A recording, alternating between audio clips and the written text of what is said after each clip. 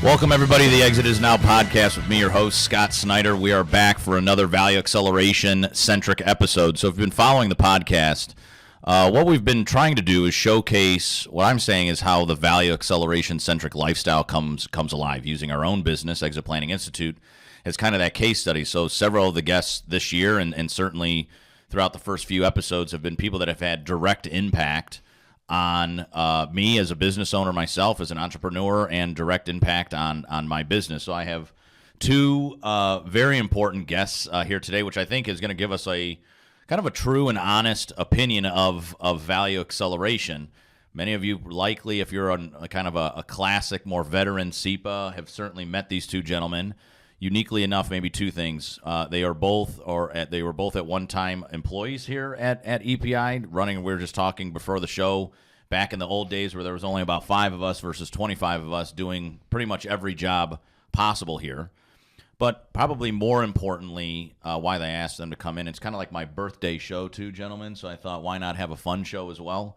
That I would bring in my basically two people that I consider family and brothers. So my brother-in-law, Dan Dwyer, is here, and one of my best friends, Drew English, is here as well. Again, two kind of brand names, if you will, in the Exit Planning Institute community. So what I want to discuss, gentlemen, before I kind of introduce you, I want to discuss your perspective as an employee on the value acceleration world, right? I think we hear a lot from me and Chris.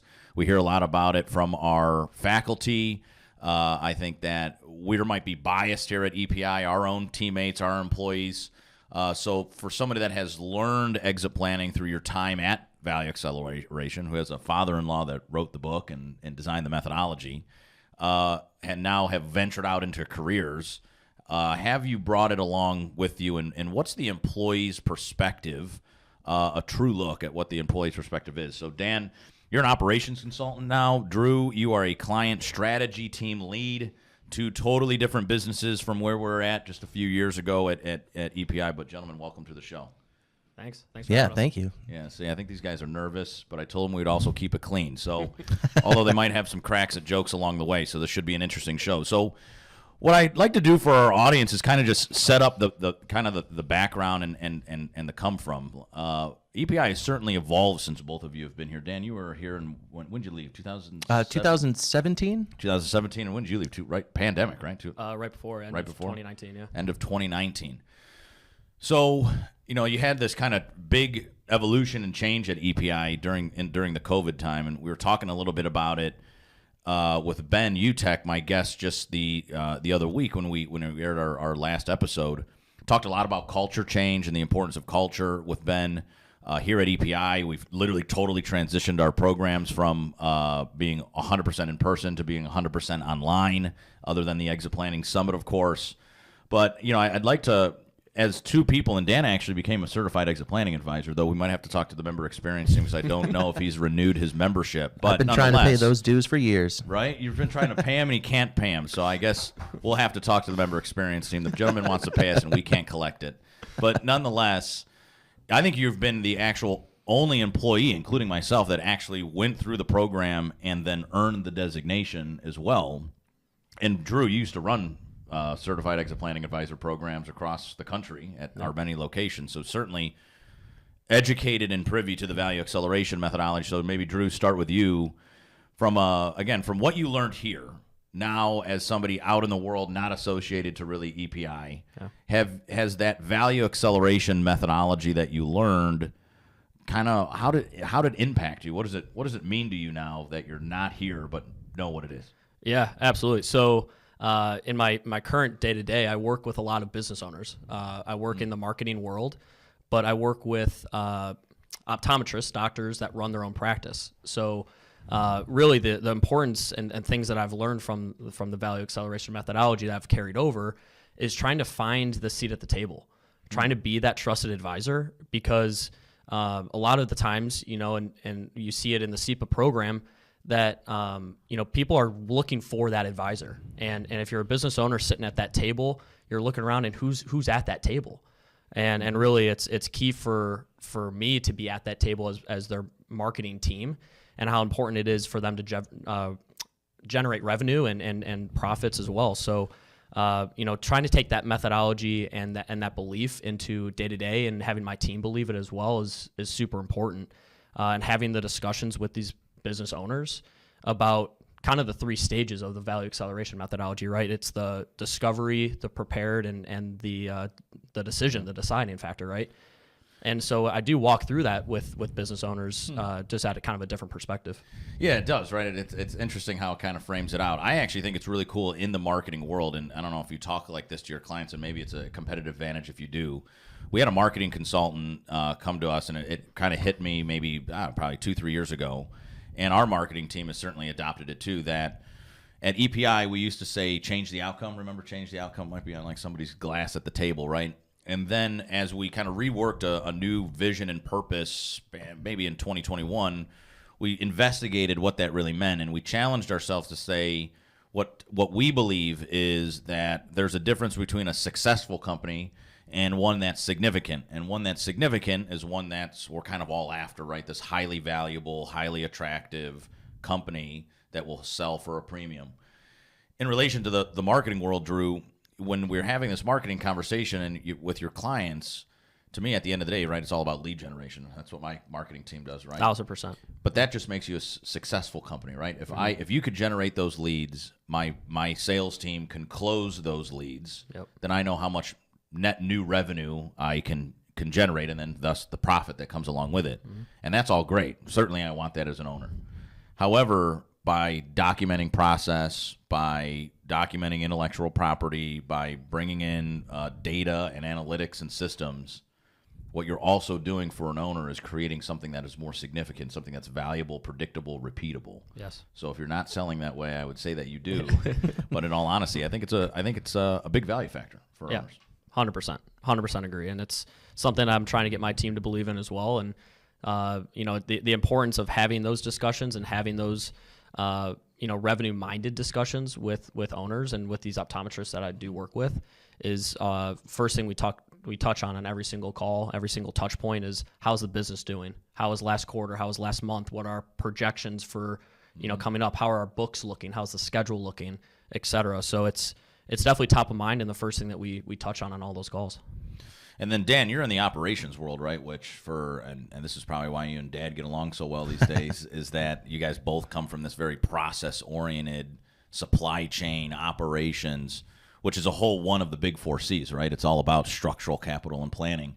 So knowing how Dad teaches it, have you seen that come into your current role now as a operations consultant? Yeah, absolutely. So after EPI, I went into manufacturing on the operational and supply chain side of things. And bringing that value-minded kind of approach to it is completely different than most people are doing in the market. So a lot of it is all typically just, process, get in there, do what you got to do, and kind of get out. But using the value acceleration methodology to kind of bring value and incorporate that into those processes. And like you said, build that structural capital so that we know what we're doing, how we're improving, and then being able to replicate that going forward. See, I like what you're talking about when you talk about value, too, because I think this is the big change. I was just on a couple of conference calls this morning where I know it sounds maybe kind of dramatic, if you will, right? But I think that the value acceleration methodology can literally be an employee training tool, because I just think it gives you a different perspective. And if we can get everybody, right, not just the advisors, not just the owner, but their employees, and then that kind of, if you look at that circle of influence, right, and keep moving through the circle of influence, everybody talking in terms of not just income generation, like how can I make you a better system that makes you more successful, or how can I drive more leads that make you more successful, but how do I do those things, and then how does it relate to the value of the company? Can you really imagine in this perfect world, whether it's the employees, whether it's somebody associated EPI or not, whether it's the professional advisor, the owner themselves, we just have this whole new way of thinking about business. In that kind of same vein, Dan, do you think that when you had those value conversations, I guess maybe the answer is yes, that it's allowed you to think differently as now an employee out in the market? Do you think it's actually, now that you've known it, you've certified in it, has it provided you maybe a more valuable personal brand? So when you go against the other guy that's trying to compete as an operations consultant for your role, you bring a whole nother kind of X factor? Oh, absolutely. I think it just brings it causes me to ask different questions, right? To focus on things that are more relevant, important, and significant to a business owner or executive team that I'm, coaching or consulting. So it's less, well, it's still operational, but it's more value centered in operations. Yeah. And Drew, I think that you said that you once gave the owner of your company a Walking to Destiny book, right? I did, yeah. In an honest opinion, like what was that experience like? And have you guys maybe, not to put you on the spot, I guess, but have you kind of has the company adopted anything, or are we kind of in these general stats where we're trying to kind of still change the owner's mindset? Yeah, I would honestly say it's probably we're in that same kind of stat line. The reason I gave him the Walking to Destiny book is I walked into his office one day and he was reading Rockefeller Habits by Vern Harnish. Sure, yeah. And that was one of the books that we all preached. We all preached. And so when I saw that, I immediately said, I have the perfect book for you. You got to read it. And since then, that was 2.5 years ago when I gave him that book. Since then, you could see the little changes that he's made, very, very little changes in terms of starting to have more open discussions with our leadership team, talking about that's great. The books and talking about projections and goals and the big rocks, if you will. So I think you could see it start to change, and it's on its way for sure. Now I have a question for you, Drew. Sure. Going through that and making those changes, having those discussions from the ownership, has that?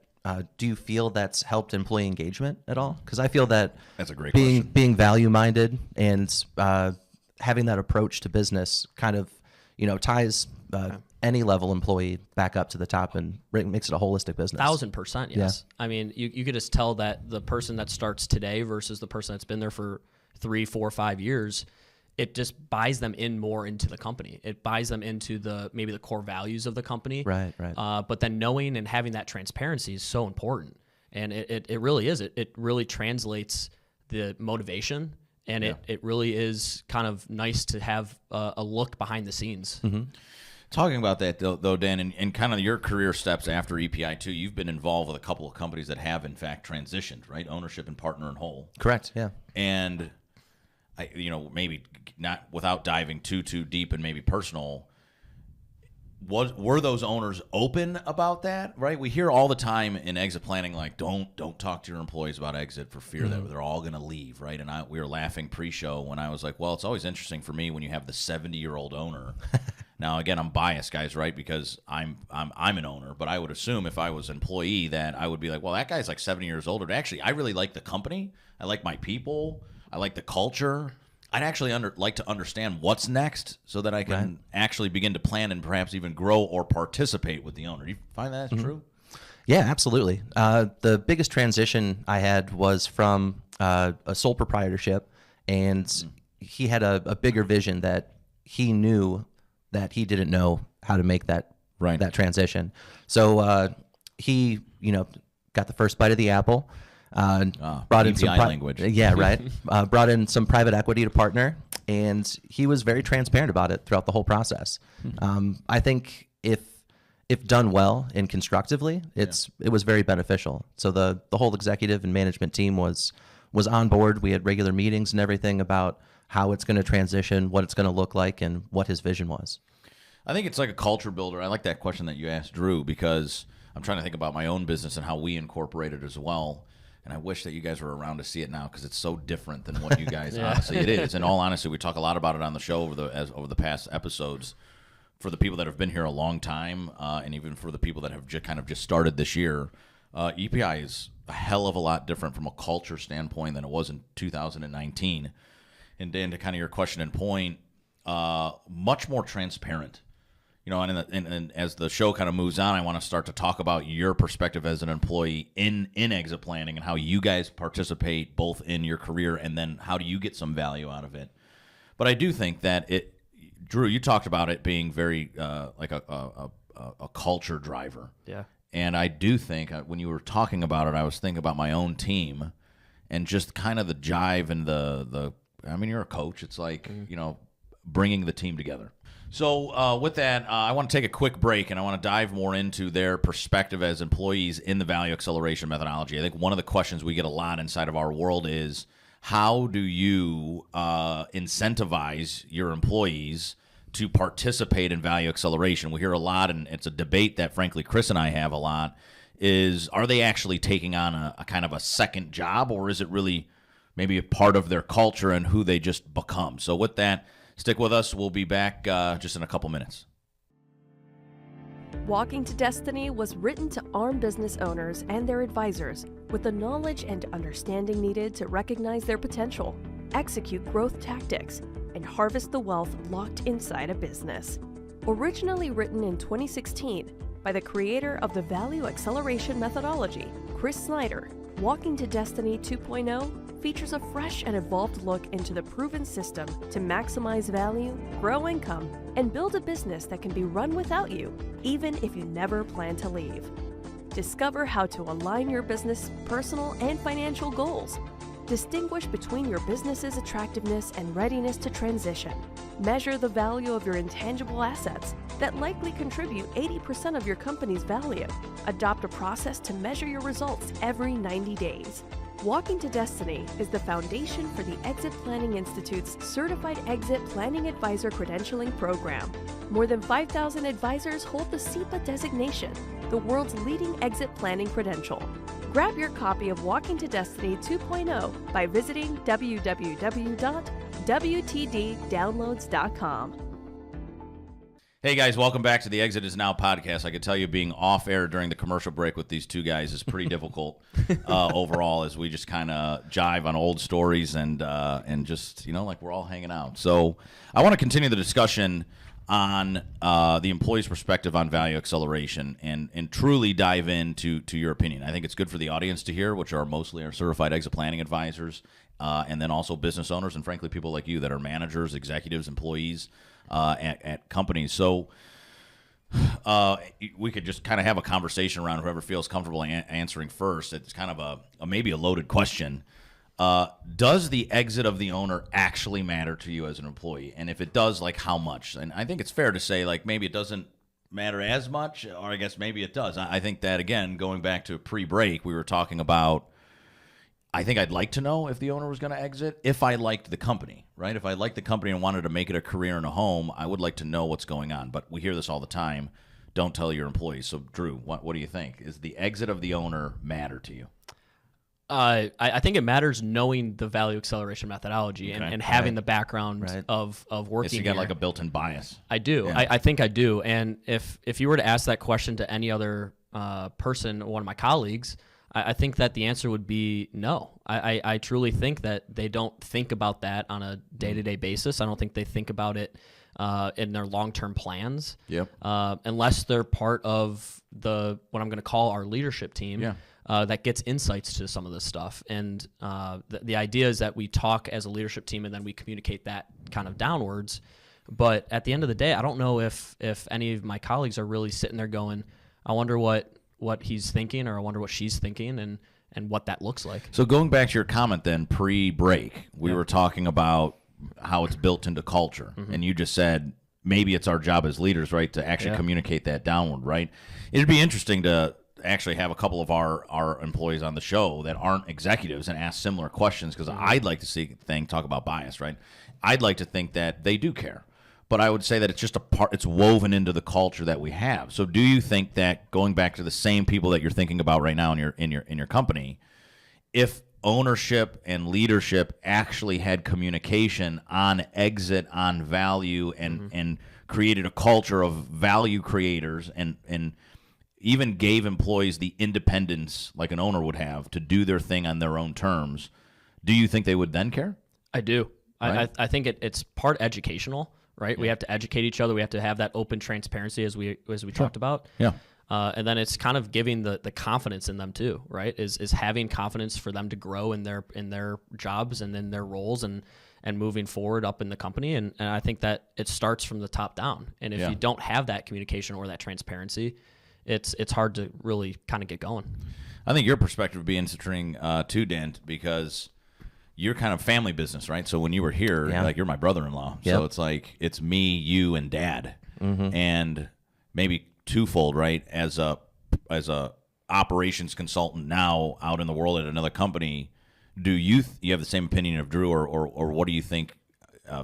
Does exit matter to the employee? And then maybe you could comment on being in, having a hint of a 3 or 4 year run hanging out with Dad and I in our business, would it matter for you and Ashley, my sister? Well, I think at an employee level, Yeah. it's you don't know what you don't know.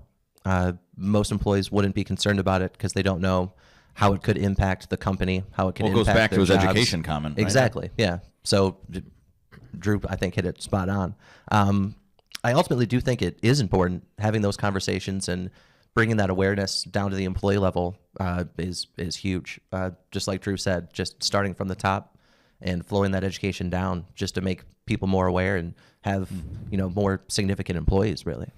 I would say in studying the way guys our age, and I know you guys, I'm just going to cut to the joke that I'm the old guy of the group. So Yes, you are. We Yep, can get absolutely. that out of the way. Happy belated, by the way. Yeah, thanks, man. Yeah. So I would say that when studying people of our generation and age, there are really two critical things that the employee wants. They want meaning and purpose in their job. Mm-hmm. So they want to know that it's whether it's the kind of stereotypical, I guess, corporate totem pole where you're the lowest person, entry level or part timer, all the way up to the executive. We want to know as employees in our generation that the work that I'm doing is meaningful. Why am I packing that box? Why am I generating that lead? Why do the operations of this business matter, both to the customer, to me, and to the company? And the second thing that we want is what we were talking about earlier, Drew. They want independence in the workplace. Yeah. Like you see the United States being challenged now to go from a 5-day work week to a 4-day work week. And we go down rabbit hole on this, and maybe it's a time for another show, but I've had like a couple of early epiphanies in 2023 here where I don't know why in American culture we were always taught to work first and family was second. Like we're missing our kids' soccer games. Some of us are missing like big milestone events because I got to work. And so a controversial perhaps topic for another time, but nonetheless, I do think, Dan, that there's purpose. There has to be purpose, meaning, and independence in your role. But comment on a family business, right? So I think it's an honest and interesting perspective where you come in as kind of like a kind of a project manager, right? You're kind of the go-to guy for any project that was going on, an initiative at EPI, married to my sister. Both you're in the business but not an owner, and Ashley is not really, she's privy to the business, but she's not in the business. Mm-hmm. Well, kind of what does the succession plan, the exit plan matter from a brother-in-law and son-in-law perspective? Well, that is a loaded good question. It is a loaded question. Dan's listening. Right? He's on there. I think you guys are both very, very open about it. Yeah. And since we're not operational in the business or really big stakeholders in it, and we have a high level of respect and trust for you guys, that sure. Just having a good family dynamic doesn't make me worry about anything. Yeah. How it transitions or succeeds to me and Ashley is all just, it happens in a cloud and you guys do it. You guys are running the business, doing a great job. Yeah. But I don't really think it makes too big of a difference how it happens. Right. Just that's in fair. This isolated personal. No, I think it's I think it's fair, right? The show's all about learning. I do right. think that that could play but a part of it too. But there's a couple of key things that I think the audience should kind of pick up and listen to. There's a family dynamic that's open and communication and trust. So absolutely. Like we've talked about this with Dad on this show where at the beginning of last year or middle of last year, you were there, we had our first family meeting where Dad and Mom talked about their estate plan, their will, a little bit about our business and how everything was going to break down. Should one of us die or should we sell and all of that good stuff. And remember, Mom sat at the table and she just raised her hand and said, guys, the only thing I just want you to know is I just want to be cremated. Right? So, right. And Drew, you certainly know my mom, right? That's a very Denise thing to say. But I think it's an interesting perspective. I think that, the audience should pick up on there's a family dynamic where it's kind of family first and let's be open and transparent, which then allows Dan and Ashley to kind of build a level of trust. So I want to go back to what I kind of introduced this next segment around is this concept of having two jobs. Now, as an employee, if you guys were working for me and I said, Drew, thanks for coming aboard. We have a mindset of both income generation, successful companies, and a mindset of value creator companies, significant companies. So instead of working 40 weeks, you're going to work 80 because we have 2 jobs to do, right? That probably doesn't sit well with you, right? No, not really. That's not really motivational, right? No. So, and I mean, maybe off the cuff question, how does the owner then, who does want a successful and significant and income generation and a value creation company, introduce these concepts to you as the employee? What hits home for you? How do I wrap it in? Well, for me, it goes back to the culture thing. I think that it starts with how you want to involve that conversation, and it starts on how you train and bring people on board. Having a company that has really good core values that match yours, I think is step one. Step two is the culture and how people interact with each other. And I think that's at least from my perspective, the 2 most important things right off the rip.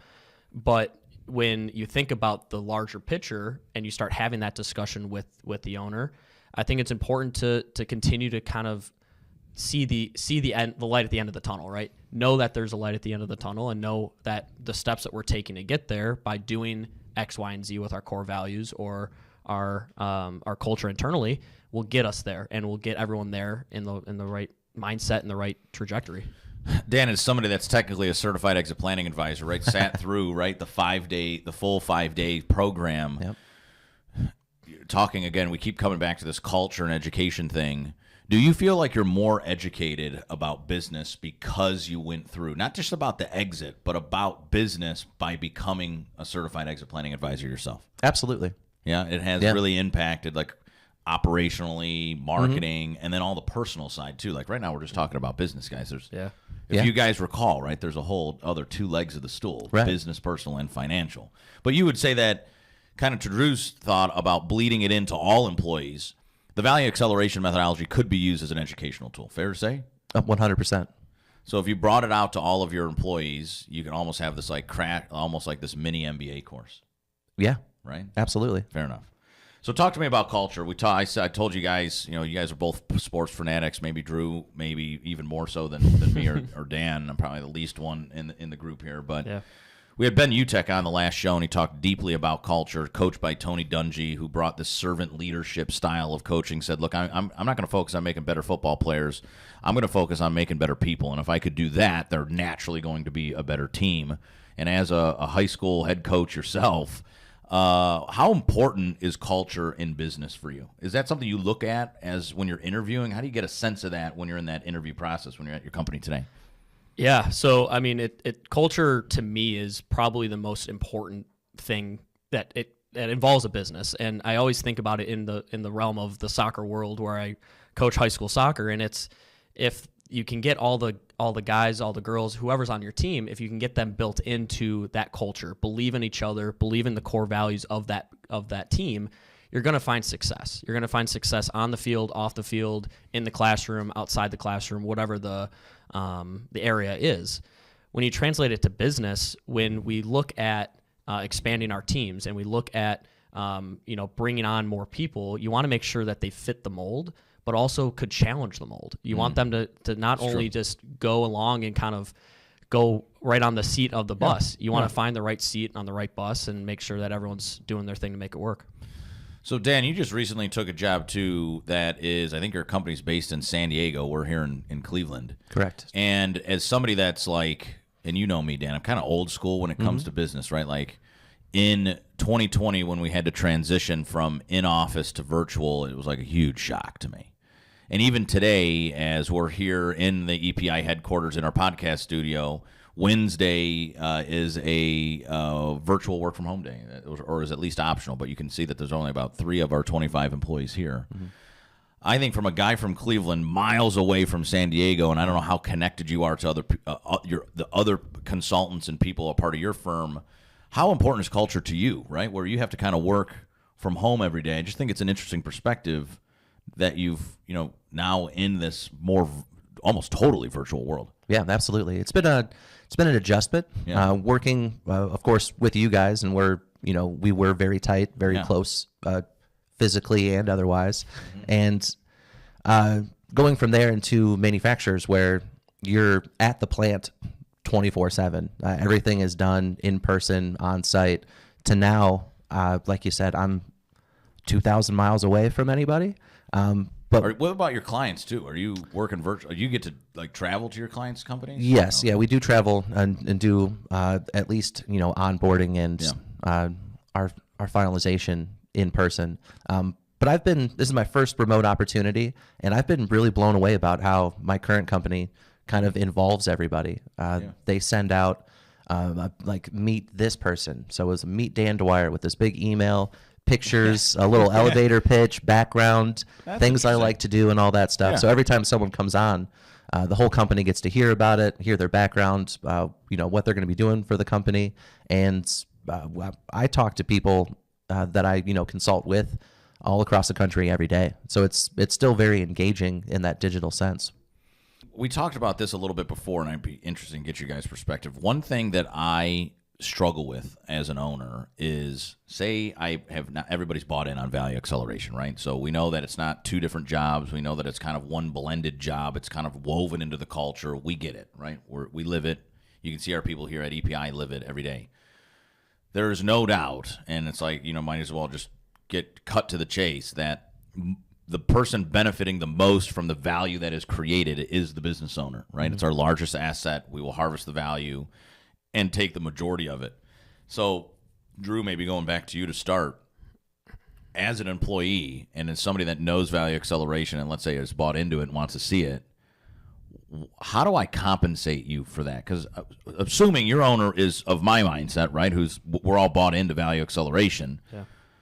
Is it incentives? Is it competition, or is it additional compensation? Is it other opportunities? Knowing that it benefits me the most, how do I get some benefit over to you? What's meaningful to you? Well, I think it depends, and that's probably the worst answer I can give. Yeah, very consultative. I'm surprised Dan didn't say that. You asked him first. Yeah. You did. He came to me first. No, I think it depends on a few different scenarios, but for me and my team specifically, I think it's opportunities and having opportunities to grow in our professional careers, opportunities to educate ourselves, and honestly, to become dangerous, to become really well-rounded. And again, back to my earlier point of being that advisor, being someone that could sit at that table and have a wealth of knowledge and have an opportunity to make more of an impact globally and holistically on a company versus just being siloed. It's kind of like what Dan was saying when he talked about family business, right? I think I guess the common thread I'm seeing as we start to talk about this is communication, right? I think that by being open, by showcasing value acceleration, again, there's just this different sense of communication that's involved, and then this maybe feedback system. I just think in most companies, and maybe you could say, Scott, you're full of shit, but I think that a lot of companies, they don't have that open feedback from owner to executives to middle management to the everyday employee, and you just kind of feel like a number. Is that fair to say? I mean, you're like an operations consultant, probably with some large companies. Is that the vibe? Or yeah, I think lack of communication breaks down a lot within a company. Yeah. How you didn't ask, but I'll answer anyway. Yeah, just go ahead, man. Do it. How I've expressed and kind of got personal value from demonstrating value is incorporating it with my big rocks. So all of the teams I've managed and now the teams that I consult with, we put together our big rocks that are all value centric. So they have some aspect of value, sustainability, or creation, or just evolution in them. So going through just your normal day-to-day, quarter-to-quarter, year-to-year, you're always taking steps to do something that is going to build value. So in those KPIs and those big rocks are typically tied to bonus or opportunities, like Drew mentioned. So that's kind of how I've brought value into a kind of a structural and measurable way. Yeah. I think you guys have both talked about big rocks, right? Something that you mentioned in Vern Harnish's Mastering the Rockefeller Habits. Another big one in our community is Traction, the EOS, Entrepreneur Operating System by Gino Wickman, who was a speaker actually at our keynote speaker at our conference last year. And then obviously by being three people that have been embraced the value acceleration methodology, something that Chris talks a lot about as well. But no, I like the value throughout. I like that you guys are incorporating big rocks. I think that if Dad was listening, if Chris was listening, he'd be like, look at these guys that have kind of embraced value acceleration. So I want to change the conversation a little bit when we come back. So stick with us, and we'll be back just in a couple of minutes. Get ready to uncover innovative solutions, build deeper relationships, and share transformational experiences at the Exit Planning Summit this May in Scottsdale, Arizona. The summit is the world's largest exit planning-centric event, bringing together professional advisors and their teams from around the globe. It is the premier conference for people committed to working with business owners, accelerating business value, aligning personal and financial strategies for the business owners, and collaborating with the top professionals in the market today. The transformative experience does not stop when the sessions end. Immerse yourself in a distinctive lifestyle experience that transcends expectation. Join us at the magnificent Five Diamond Resort, the Phoenician, the premier luxury hotel in Scottsdale. Immerse yourself in breathtaking views, impeccable service, and unparalleled amenities. Curate a distinctive resort experience infused with a retreat-like ambiance that transforms your well-being. Learn more and reserve your spot now at www.exitplanningsummit.com. Hey everybody, welcome back to the Exit Is Now podcast. So I thought during the break that we all were talking about something quite, I think, unique, and Dan was talking about it when we were talking about family business. He said that, that was an interesting question, Scott, when you asked about family business, and I guess I just kind of take it for granted because it was just kind of a part of who we were as a family, because you guys kind of live your methodology, so thank you for that. Yeah. But I think that what stemmed from that was another question that maybe you can elaborate on is, I always think it's fascinating because we have a relatively young company at EPI, right? We were probably even younger when you guys were around. And similar perhaps to me is that early on in my career, the only, like the book I'll write one day is growing up through value acceleration, right? Because the only way I guess I really know to run a company is through the methodology that Chris created. And maybe similar to you guys, when you left EPI and you ventured into your careers, is it kind of like a shock? Because I'm assuming since they don't know, right, business owners are misinformed. Is it kind of a shock when you get there and you're like, oh my gosh, you're not doing this or you're not doing this. We need to implement big rocks. We need to implement quarterly renewals. Or can you just talk to that? Is it a kind of a culture shock for you leaving EPI and saying this isn't just naturally how you do things? Or Right. It was definitely shocking. Like I touched on in the break, going to, lead a department of 20, 30, 40 people with, separate teams and divisions, and they don't have any goals. They don't have a direction or anything to, work towards or anything. Right. They don't meet regularly. They don't know, left hand doesn't know what the right hand's doing. Right. And it was a giant culture shock. So just establishing those goals and then, putting that cadence into place, the weekly meetings, monthly, some places, and definitely quarterly, just to make sure you're on track to hit those, agreed upon rocks. I think somebody listening to the show, right, would say, yeah, I mean, that is, that provides better communication. Absolutely. I'm always trying to tie it back to value, though. But if you can actually go there with a department of 40 people, implement a regular communication schedule, it creates more culture, better culture, something different. And what we would say in EPI terms, right, better human capital and better social capital, so people and culture. By doing those types of things, again, we're creating a more successful company, because if you're communicating often with people, people understand the goals, they have goals. Right. Everybody's going to be more successful, or they're going to know that they're not, and you're going to make changes. But by doing that, you also bring structural capital, the social capital, and the human capital. So from the guy that delivered his owner the Walking to Destiny book, same type of thing, right? You leave EPI and you went right there, right? You went right to the current company that you're at. Correct. And I guess from there, we were laughing before we had you on the show, Drew, because for those of you that do know Drew in the audience, Drew was before he wanted to come work at EPI, we said, let's give him a test drive, right? I was big in athletics, so it's like the combine. I was like, let's test him out. So he actually came to the Exit Planning Summit and worked it for free just to showcase his skills and talent. Now, we certainly hired him thereafter, but I remember literally tossing you under the bus at the summit, and I told everybody that. Like, he's not an employee yet, but he is literally going to work the summit. He'll get a free vacation out of it. Yeah. And you let me know if you like him or not. But nonetheless, right? Like, what a weird thing to do. Like, thinking back on it now, like, but what a weird thing to do. But nonetheless, from the guy that did gift, in all seriousness, gift the book Walking to Destiny to his owner, Was it hard for you to transition from one culture to another where it was different? Because then before that, you were at like Enterprise Rental Cars, which is a whole nother culture. Whole different culture. Yeah, absolutely. So coming from Enterprise, learning the business ladder that they work on, and then coming here was already night and day. It was already like, holy moly, I have to figure out what I'm doing. And then when I went with my current company, it was kind of the same thing where, to Dan's point, we had to set up weekly meetings. We had to do these quarterly and monthly cadence meetings that we have that open communication with our team. And if it's from the top down or just our team in general, it's so important to have that cadence. It really is. I could tell you that, what's going, I have actually a bunch of stuff going through my head right now, but I think that one of the things is going back to this educational tool. So as two guys that were exposed to the Value Acceleration Methodology, I think clearly in talking to you through the show, you guys can see that it has kind of changed your perspective, right? Either some in large ways, some in small ways.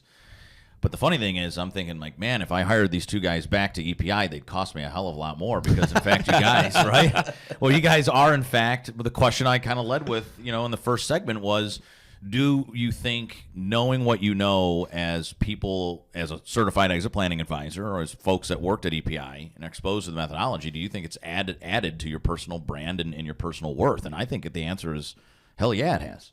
Yeah. And so I think I think awesome for you guys because you could demand perhaps a better salary because it is your X factor or competitive edge. Kind of crappy thing for me because I guess if I do ever get you guys back on the EPI team, you guys are definitely going to get paid more. But nonetheless, right? Nonetheless, I think that one of the things with the Exit Is Now podcast is learning things about business owners, right? For at least we're learning things about me as an owner in our business.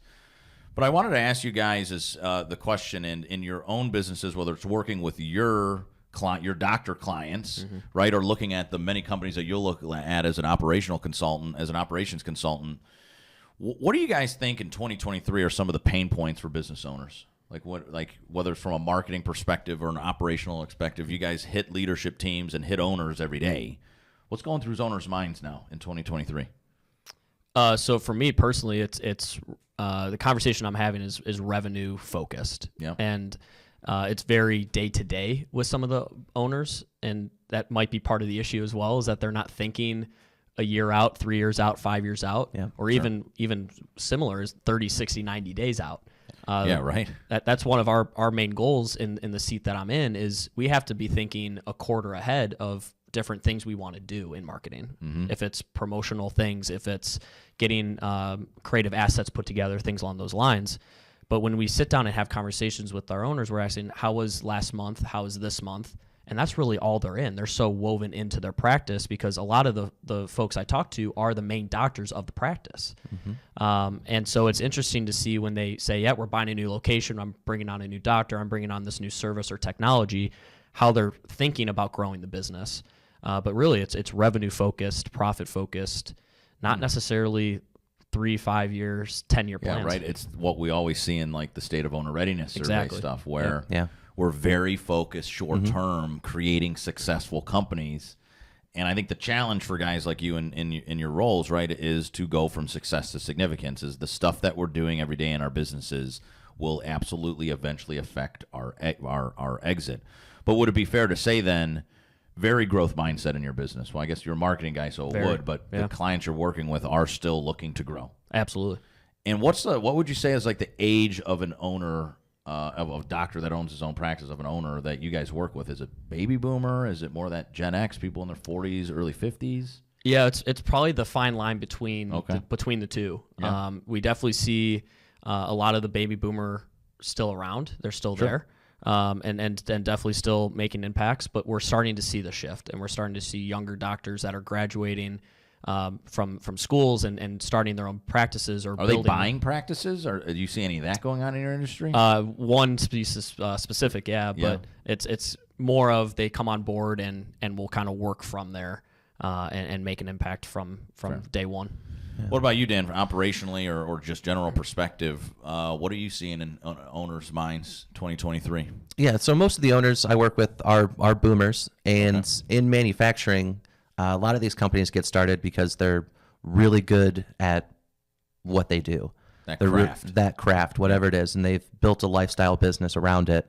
And by the time I get to them, the biggest struggle is pulling them away from working in the business and getting them to work on the business. Some more EPI talk for everybody. Yep. But that is a very, very large hurdle. Like I said, they started the business because they're really good at their craft. And once they get to, a later stage where maybe they're thinking about succession or some sort of exit, or just they've grown to a point where, they can't do everything themselves anymore. Yeah. Making that transition from, doing their craft to making their business their craft. Right. Is the That's a good one. Is the biggest hurdle. That's a good one. That'll be on one of the marketing team right, or EPI. We'll put that as like the opening segment of the show. But yeah, I think that's what we see, right? It's what we see. It's time and time again is that we need to get owners out of working on the day-to-day and be more visionary. We got to stop looking even 30 days ahead and look 90 days or a year ahead, and again become more from successful to significant. So, other than having a beer, I would say, what's next for you guys, right? Like, where are we? Where are you heading? What's going on in the world of Dan Dwyer? I think I'm working towards, getting some experience, getting my feet wet in consulting. I had, after from EPI till about a month ago, just a lot of operational and, supply chain experience, and now getting into, the consulting side of things. I think, long-term goal would be to open my own practice and become a SEPA and use the operational consulting to also help accelerate value. Yeah, I mean, if I could take some of your dad's clients, I'm in. Drew, what about you, man? What's next for you? Yeah, for me, it's building and educating my team, coaching them up as best as possible. So for me, it's learning how to be that leader for them, learning how to be a professional coach for them, and helping not only our business grow, but helping them grow to the next level they want to see. That's kind of how my success will be determined over the next couple of years, is having successful team members come in and make an impact. Cool. Well, gentlemen, I appreciate you guys hanging out with us on the show and sharing your stories. So with that, folks, you could subscribe at exitisnow.com. You can see us or listen to us on all the regular podcast platforms.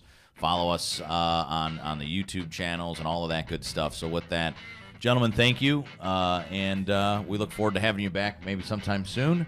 With that, folks, we'll see you in a couple weeks.